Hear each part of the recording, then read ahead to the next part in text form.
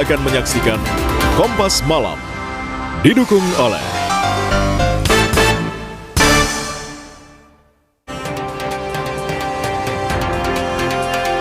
pura-pura hendak melakukan transaksi COD ponsel, seorang pria bunuh temannya di Sumedang, Jawa Barat.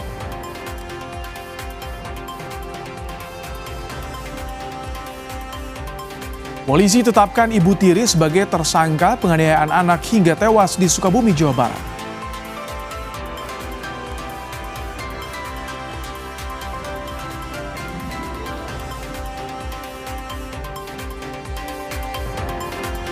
Seorang ayah tega menjual anak kandungnya yang baru lahir lewat media sosial seharga 52 juta rupiah.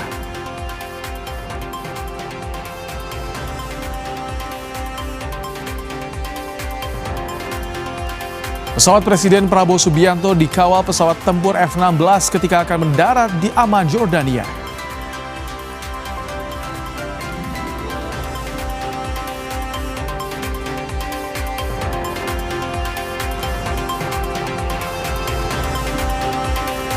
Mantan Gubernur Sumatera Selatan Alex Nurdin tutup usia setelah menjalani perawatan di rumah sakit.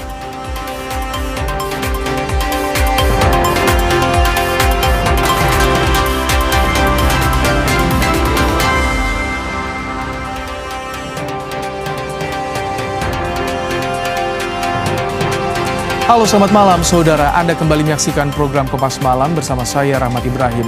Selain informasi tadi, kami juga masih memiliki informasi lainnya untuk menemani malam hari Anda. Langsung saja kita simak informasi pertama di Kompas Malam, saudara. Polisi menetapkan Ibu Tiri sebagai tersangka penganiayaan anak di Sukabumi, Jawa Barat. Polisi menyebut korban kerap dianiaya oleh ibu tirinya sejak 2023. Polisi mengungkap kekerasan terhadap korban dilakukan sejak tahun 2023. Pada 2024 tersangka sempat dilaporkan dengan kasus yang sama. Namun saat itu diselesaikan secara kekeluargaan. Namun polisi masih mengusut motif kekerasan. Selain menetapkan Ibu Tiri sebagai tersangka, polisi juga akan memeriksa ayah kandung korban. Dari Polres Sukabumi, Satreskrim sudah menetapkan tersangka, ya, saudari TR yang merupakan Ibu Tiri. Seperti di tanggal 4 November 2024 itu pernah ada juga laporan, namun laporan itu sudah kita proses dan ada perdamaian, dan itu tentunya akan kita dalami lagi, akan kita tindak lanjuti. Dan sebelumnya hasil dari keterangan korban NS pada saat di LP yang 2023 juga mengalami kekerasan yang sama. Sebelumnya, Lisnawati, ibu kandung korban, melaporkan mantan suaminya yang juga ayah kandung korban ke Polres Sukabumi. Dasar pelaporan adanya unsur pembiaran, kelalaian, dan penelantaran terhadap almarhum. Ibu kandung korban mengaku sudah 4 tahun tidak bertemu korban karena dihalang-halangi mantan suaminya. Menurut saya ada kejanggalan. Kejanggalan Bu. Kasih 4 tahun yang lalu nggak ada komunikasi sama sekali. Nggak sama komunikasi sama sekali. Alasannya apa katanya Bu? Alasannya emang dibatas-batasi sama ayah. Setelah seorang pemuda tewas dengan luka di bagian kepala di rumahnya di Kelapa Gading, Jakarta Utara. Korban tewas dianiaya adiknya sendiri. Kasus pembunuhan di sebuah rumah di Jalan Puskesmas Kelapa Gading Timur, Jakarta Utara membuat geger. Polisi menyebut korban dan pelaku adalah kakak adik. Jasad korban ditemukan dengan luka di bagian kepala. Polisi menangkap terduga pelaku yang merupakan adik korban yang masih berusia di bawah umur. Ada dugaan pembunuhan yang dilakukan oleh adik terhadap kakaknya. Selanjutnya kami langsung melakukan pengecekan ke TKP dan juga pengecekan ke rumah sakit terhadap korban. Selanjutnya sekarang masih dalam proses penyelidikan. Ya. Anak masih di bawah umur. Yang korbannya itu pelakunya izin? Pelakunya masih di bawah umur. Siap. Warga mengungkap hubungan kakak beradik yang berakhir tragis. Namun polisi masih mengusut motif pembunuhan dengan memeriksa sejumlah saksi. Punya teriak udah berdarah anaknya, udah tergeletak. Posisinya di mana Bang? Posisi di dalam rumah pas belakang pintu itu. Oh, di ruang tamu? Iya, ruang tamu. Ya tadi sih kalau dengar ceritanya dia cemburu sama kakaknya kali ya. Cemburu? Iya, karena ya sering dikasih tuh kakaknya katanya. Oh, jadi pilih kasih gitu. Iya, mungkin kali ya. Ngomongnya begitu soalnya tadi. Pelaku diserahkan ke unit pelayanan perempuan dan anak Polres Jakarta Utara untuk menjalani pemeriksaan. Nizar Ramadika, Kompas TV, Jakarta. Saudara, seorang pria tewas dibunuh temannya sendiri di Sumedang, Jawa Barat. Pelaku melakukan aksinya dengan modus pura-pura melakukan transaksi COD pembelian handphone, lalu menghabisi nyawa korban.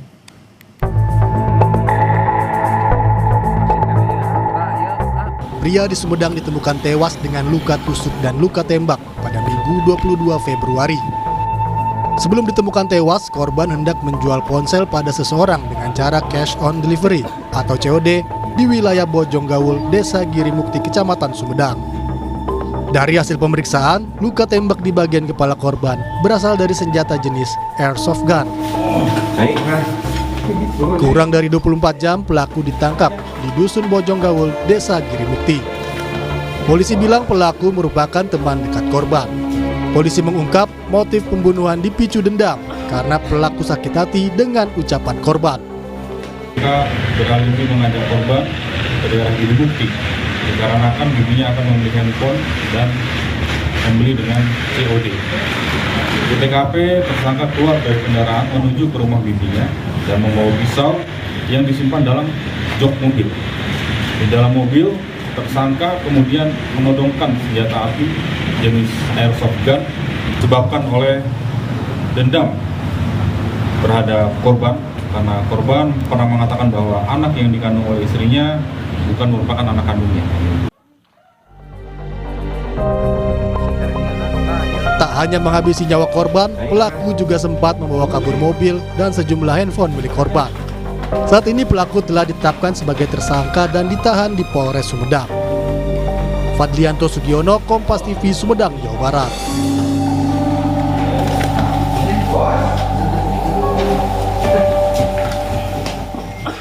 Informasi lebih lengkap soal kasus pembunuhan dengan modus COD di Sumedang, Jawa Barat. Saat ini kami sudah bersama dengan Kapolres Sumedang, AKBP Sandityo Mahardika. Selamat malam, Pak Kapolres. Halo, selamat malam. Baik. Pak Kapolres, kami ingin konfirmasi. Jadi sebetulnya pelaku ini berpura-pura COD dengan korban atau seperti apa? Menggunakan akun lain atau tidak, Pak? Baik, terima kasih untuk tersangka yang membunuh korban. Ini memang sudah direncanakan jauh-jauh sebelumnya. Jadi kurang lebih percobaan pembunuhan ini direncanakan oleh tersangka dalam kurun waktu beberapa minggu, sehingga dari panggilan tersangka dari beberapa kali percobaan baru percobaan terakhir lah tersangka memberanikan diri untuk melakukan percobaan perencanaan pembunuhan tersebut. Sehingga modusnya dengan cara berpura-pura mengajak korban untuk membeli handphone secara COD dan minta dijemput. Kemudian pada saat dijemput, tersangka sudah menyiapkan segala sesuatu yang dipergunakan sebagai alat bukti yang sudah kita sita, berupa pistol, kemudian berupa pisau. Dan dari beberapa keterangan yang disampaikan bahwa memang ini sudah direncanakan dari beberapa hari. Dari tersangka mulai menggandengkan mobil, kemudian tersangka menyewa mobil lagi, kemudian dari situ tersangka melakukan eksekusi pembunuhan di dalam mobil pada saat berpura-pura untuk membeli handphone secara COD. Pada saat di dalam mobil tersebut, tersangka menusukkan pisau ke perut dan menembakkan 4 butir peluru Gotri airsoft gun ke kepala korban, sehingga korban mengalami luka dan mengalami luka tusuk. Ada 5 luka tusuk. Ini pelaku beraksi seorang diri, Pak Kapolres? Beraksi seorang diri. Beraksi seorang diri? Betul, beraksi seorang diri. Dari mana pelaku mendapatkan airsoft gun? Dari mobil tersangka yang digadai. yang kemudian uang tersebut digunakan untuk membeli airsoft gun dan membeli pisau dan membeli dan menyewa mobil rental Avanza dan menyewa 1 unit mobil angkot. Jadi tersangka ini kita amankan, alhamdulillah kurang dari 6 jam. Tersangka berpura-pura menjadi supir angkot.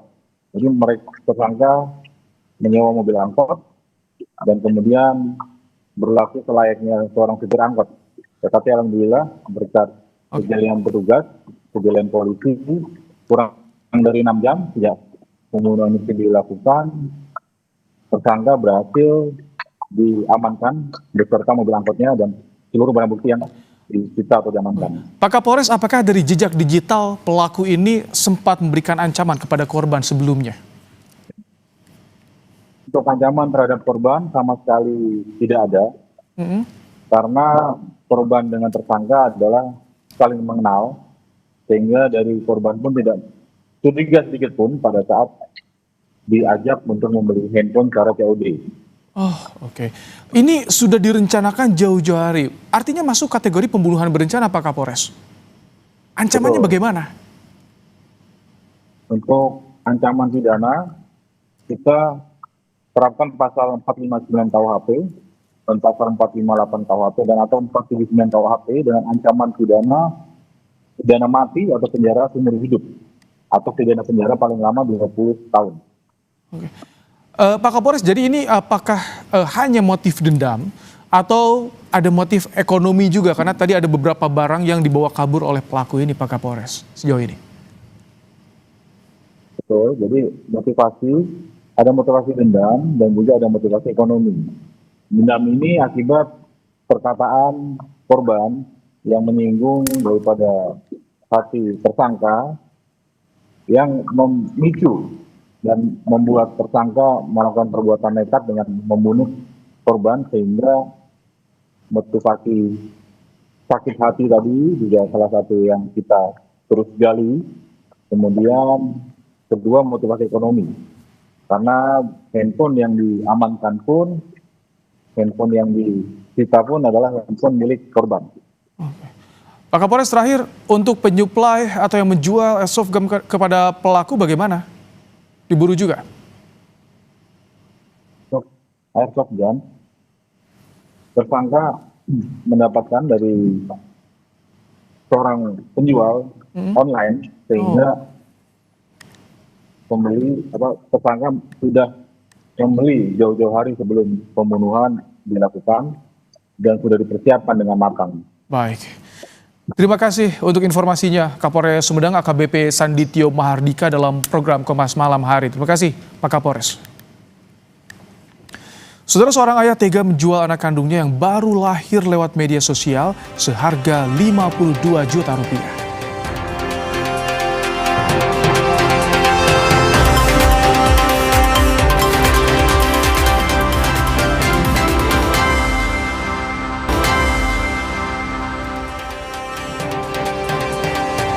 Saudara, Otoritas Jasa Keuangan memanggil perusahaan pembiayaan yang menggunakan jasa debt collector hingga berujung penusukan seorang advokat.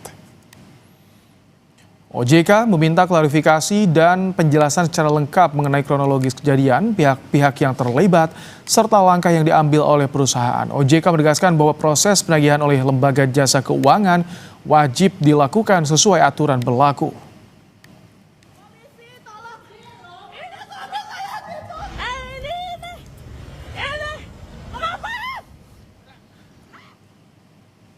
Kepala Departemen Literasi Inklusi Keuangan dan Komunikasi OJK, M. Ismail Riyadi bilang, OJK tengah mendalami informasi yang disampaikan PT MTF dengan menyesuaikan pada ketentuan yang berlaku. Jika terbukti melanggar ketentuan yang berlaku, maka OJK akan memberikan sanksi tegas kepada MTF sesuai ketentuan.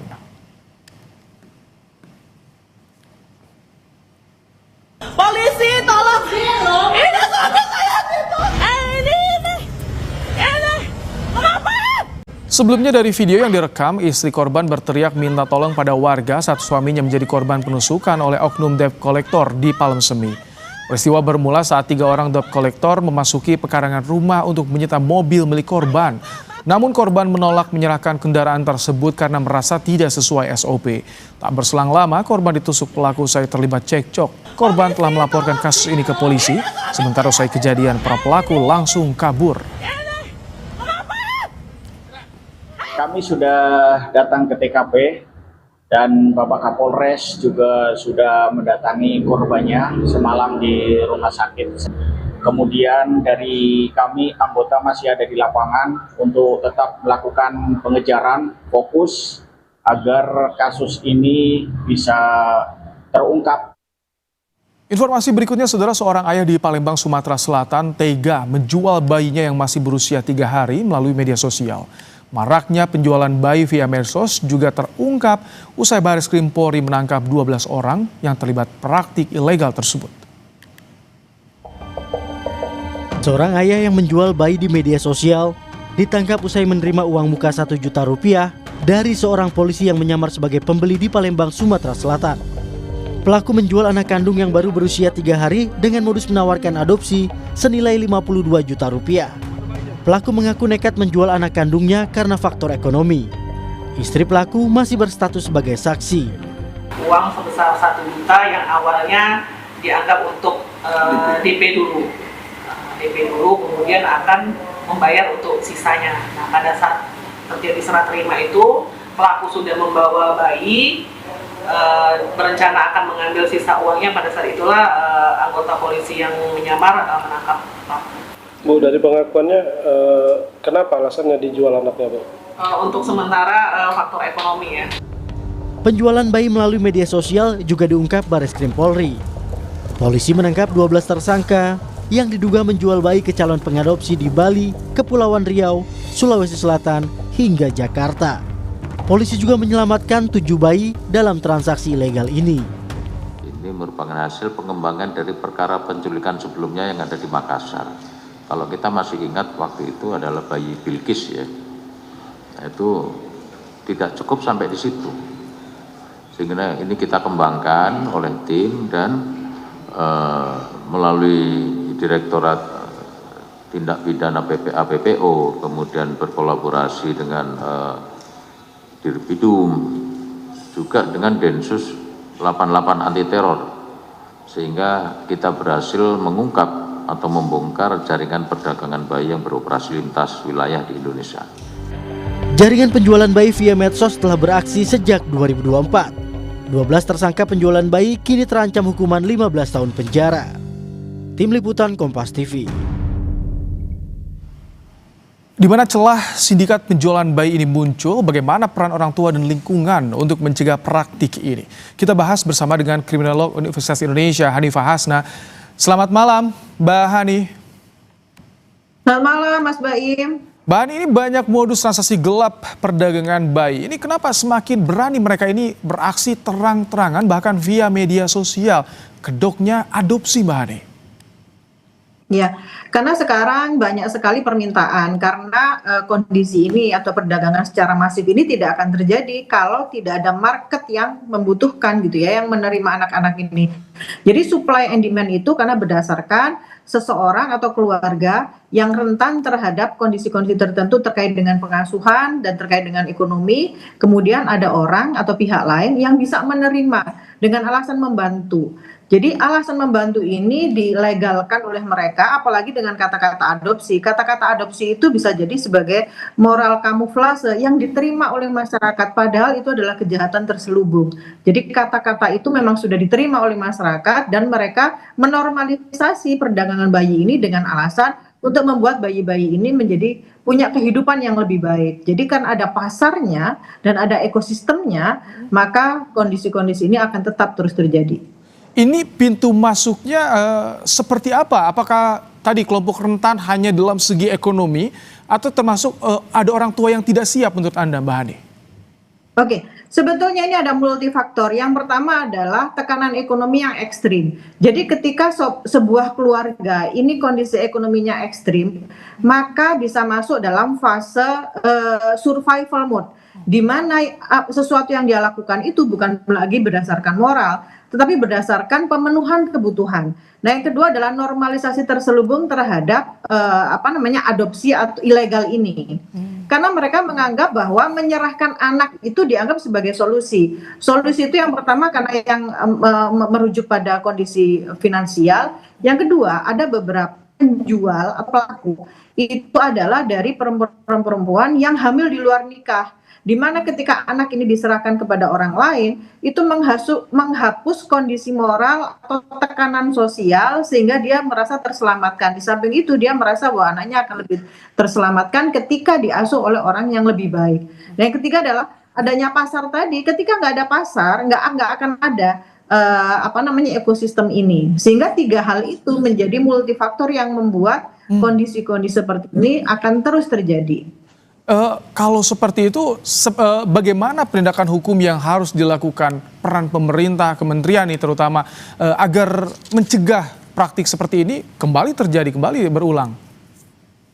Iya, betul. Jadi penindakan itu tidak cukup kalau tidak ada pendekatan dari hulu ke hilir. Jadi harus ada upaya preventif, lalu ada upaya yang penindakan. Upaya preventifnya adalah melihat bagaimana siapa saja gitu ya, orang-orang atau keluarga yang rentan yang memungkinkan dia akan mengambil langkah untuk melakukan perdagangan ilegal ini gitu ya, atau adopsi ilegal ini. Yang kedua, karena bagaimanapun juga sekarang kejahatan itu diawali dari online menuju offline gitu. Ini kan awalnya online gitu ya. Online itu mereka mengetahui ada komunitas atau lembaga tertentu di dalam atau aplikasi tertentu di media sosial yang mempermudah hal ini, dan itu anonim gitu. Kalau anonim kan mereka lebih mudah untuk ketika mereka digerebek atau diketahui oleh polisi cyber, mereka bisa segera menutup. Nah, kondisi-kondisi ini yang mudah gitu loh. Lalu bagaimana dengan kontrol sosial? Selama ini masyarakat itu abai dengan orang-orang atau dengan tetangga-tetangga yang mereka itu sebetulnya rentan sekali menjadi pelaku kekerasan seperti ini. Maaf, Mas. Baik, ini kan perlu peran serta aktif dari pemerintah hingga lingkungan terdekat agar kejadian ini tidak kembali terulang. Dan sebetulnya edukasi bagi masyarakat jika bicara soal adopsi yang legal itu seperti apa agar kriminal berkedok adopsi tidak dilakukan. Nah, ini menarik, Mas, karena masyarakat itu yang diketahui masyarakat adalah adopsi ilegal itu adalah adopsi yang berbelit-belit dan dalam proses yang lama. Nah, ketika ada proses yang mudah, itu menjadi jalan pintas untuk mereka.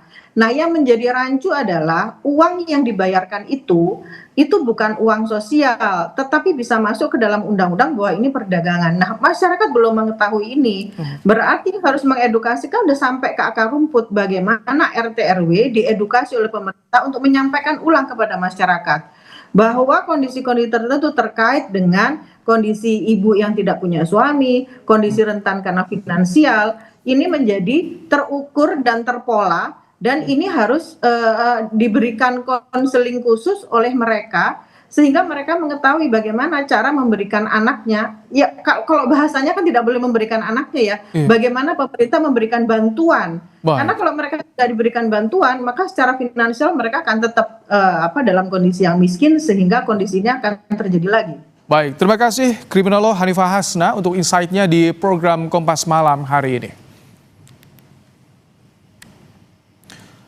Usai jeda saudara, mantan Gubernur Sumatera Selatan periode 2008-2013 dan 2013-2018 Alex Nurdin tutup usia setelah menjalani perawatan di rumah sakit.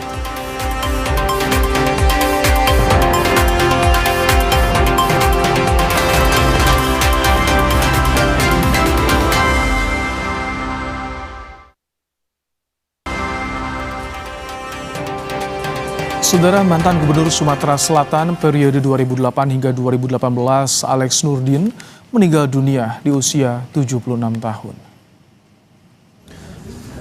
Jenazah Alex Nurdin dibawa ke rumah duka di Jalan Martimbang 2 Kebayoran Baru, Jakarta Selatan. Warga serta kerabat tampak berdatangan untuk melayat dan mensolatkan jenazah almarhum. Kesehatan Alex Nurdin dikabarkan menurun sejak Jumat lalu dan sempat dirawat di Palembang hingga mendapat perawatan di RS Siloam, Jakarta.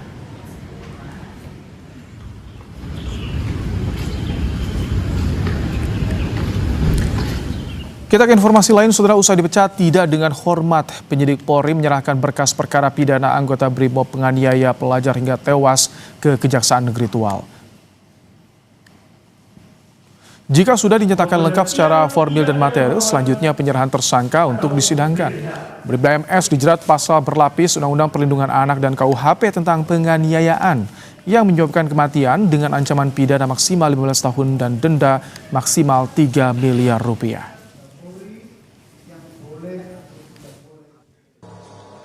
Untuk berkas perkara telah selesai dan diserahkan tahap pertama kepada pihak Kejaksaan Negeri Tual tertanggal 24 Februari 2026 dengan ancaman sanksi pidana maksimal 15 tahun dan denda paling banyak 3 miliar. Dan sekali lagi saat ini berkas perkara sudah diserahkan dalam tahap penelitian oleh kawan-kawan jaksa penuntut umum. Polisi menetapkan Ibu Tiri sebagai tersangka penganiayaan anak di Sukabumi, Jawa Barat. Polisi juga akan memeriksa ayah korban terkait laporan dugaan pembiaran dan penelantaran korban.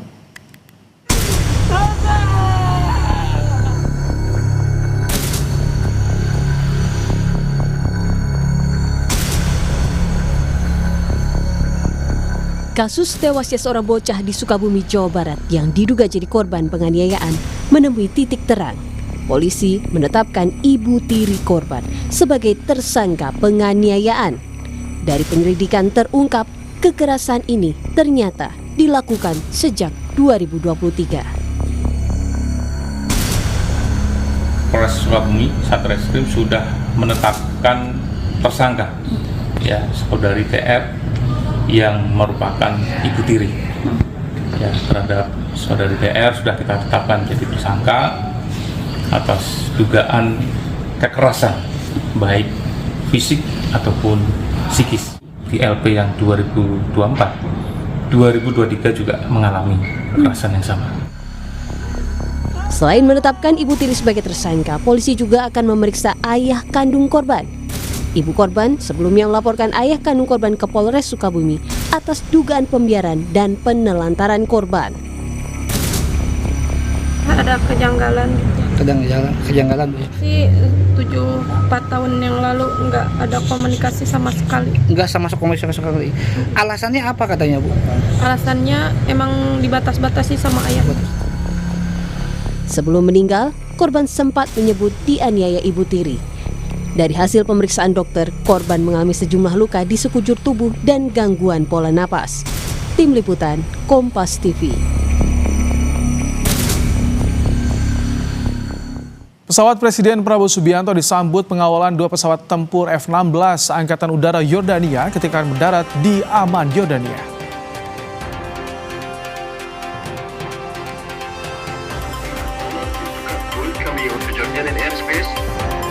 It's a great honor to escort your flight this evening. Wishing you a pleasant stay and a safe landing. Ramadan Mubarak, sir. This is President Prabowo Subianto of Indonesia. I would like to thank you and your flight for...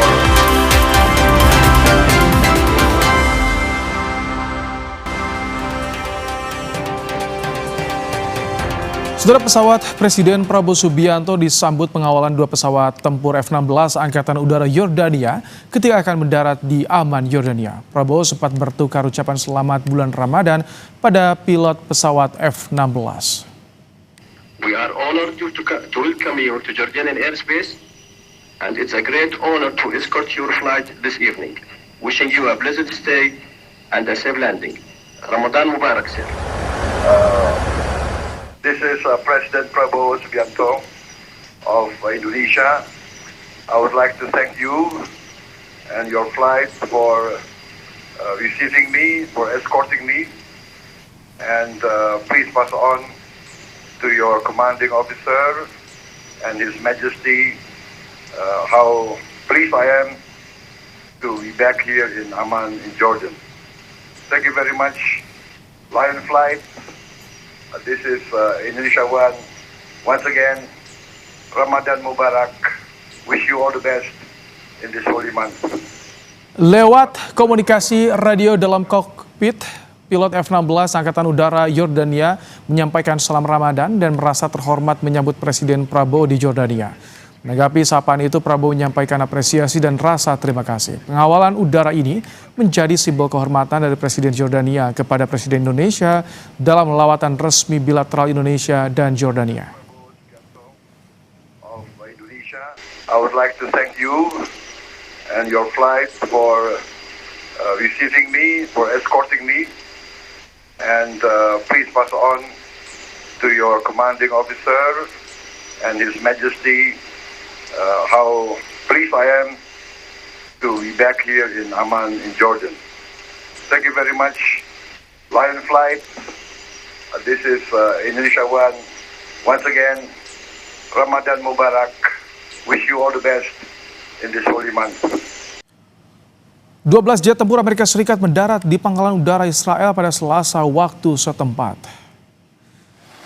Presiden Amerika Serikat Donald Trump mengancam akan melakukan tindakan militer terhadap Iran jika perundingan nuklir yang saat ini kembali berlanjut gagal mencapai kesepakatan. Pekan lalu Trump bilang dirinya sedang mempertimbangkan serangan terbatas jika Iran tak mencapai kesepakatan dalam perundingan dengan Amerika Serikat.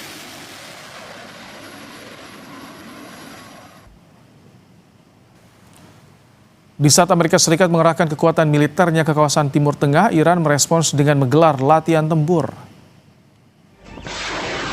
Televisi pemerintah Iran merilis gambar yang memperlihatkan pasukan Garda Revolusi Iran melakukan latihan tempur pada Selasa waktu setempat. Visual memperlihatkan latihan tempur mencangkup penerbangan drone, peluncuran roket, serta latihan menembak sejumlah sasaran di kawasan pantai.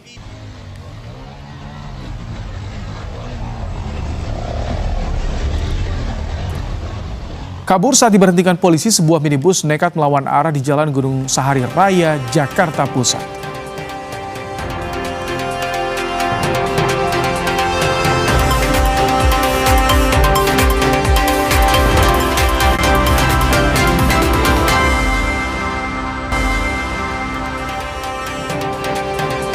Setelah kabur saat diberhentikan polisi, sebuah mobil nekat melawan arah di Jalan Gunung Sahari Raya, Jakarta Pusat pada Rabu sore. Lantaran panik, sopir menabrak sejumlah pengendara. Parah banget. Kejar banget, kejar banget. Demi Allah, Mama apa sih, Kak? Astagfirullahaladzim. Mobil melawan arah dan menabrak sejumlah kendaraan hingga memicu amuk massa. Pengendara berusaha kabur saat diberhentikan polisi di dekat halte Lapangan Banteng. Insiden ini menyebabkan sejumlah sepeda motor rusak dan seorang pengendara terluka.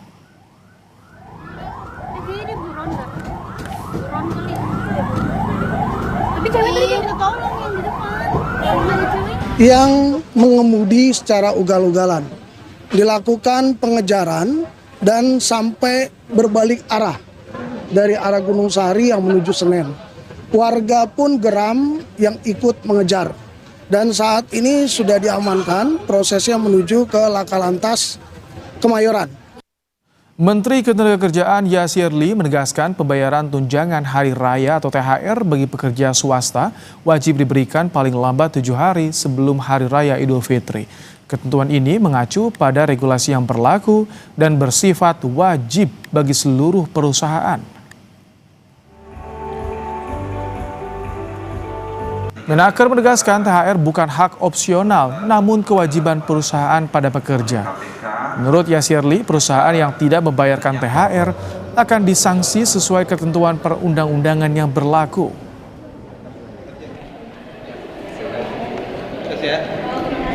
THR sudah ada regulasinya, kemudian tentu kalau tidak membayar THR tentu ada sanksinya sesuai dengan regulasi. Ya. Kalau secara wajibnya kan memang H-7. Nanti kita tunggu, kita sedang koordinasi dengan Kementerian Setnek nanti diumumkan secara bersama nanti. Ya. 167.000 tiket kereta api jarak jauh di wilayah Daob 2 Bandung pada masa mudik Lebaran ludes terjual, saudara. PT KAI Daob 2 Bandung menyediakan 345.000 tiket pada masa angkutan Lebaran mulai 11 Maret hingga 1 April 2026. Data terakhir, 167.532 tiket kereta api jarak jauh telah terjual. Tiket yang telah terjual yakni tiket bersubsidi untuk jadwal keberangkatan kereta Kahuripan relasi Kiara Condong Blitar, kereta Kuto Jaya Selatan relasi Kiara Condong Kutuarjo, dan kereta api tambahan relasi Kiara Condong Surabaya Gubeng. Jadi kereta yang sudah habis terjual sampai dengan saat ini ada kereta Kahuripan dari Kiara Condong menuju Blitar, kemudian kita juga ada Kuto Jaya, perjalanan dari Kiara Condong menuju Kutoarjo, dan ada kereta tambahan Lebaran dari Kiara Condong menuju Surabaya Gubeng. Karena kebetulan ketiga kereta ini adalah kereta ekonomi PSO yang tentunya sangat diminati oleh pengguna jasa kereta api. Jasa Marga memprediksi puncak arus mudik Lebaran 2026 bisa terjadi pada 14 dan 18 Maret 2026. 3 juta lebih kendaraan diprediksi akan meninggalkan wilayah Jabodetabek menuju arah Trans Jawa. Ada 2 prediksi puncak. Yang pertama diperkirakan bisa muncul di tanggal 14 nanti, atau nanti paling tingginya adalah di tanggal 18. Ya. Jadi ada 2, karena 18 ke 19 libur dan sebagainya, jadi ada yang lebih duluan, yaitu mengingat bisa di hari Jumat atau di hari Senin, hari Jumat atau hari Sabtu maaf, atau kemudian nanti di tanggal 18 itu puncaknya. Pada prediksi ini yang kami hitung dari H-10 sampai dengan H+10, diprediksikan akan mencapai 3,5 juta kendaraan akan melalui. Artinya ini dibanding normal kenaikannya 17%. Terima kasih Anda telah menyaksikan Kompas Malam. Selalu cukupi kebutuhan hidrasi Anda pada saat sahur dan berbuka puasa dengan 3 botol air mineral 700 ml yang setara 2 liter air untuk 1 hari puasa pasti sejuknya. Saya Rahmat Ibrahim, sampai jumpa.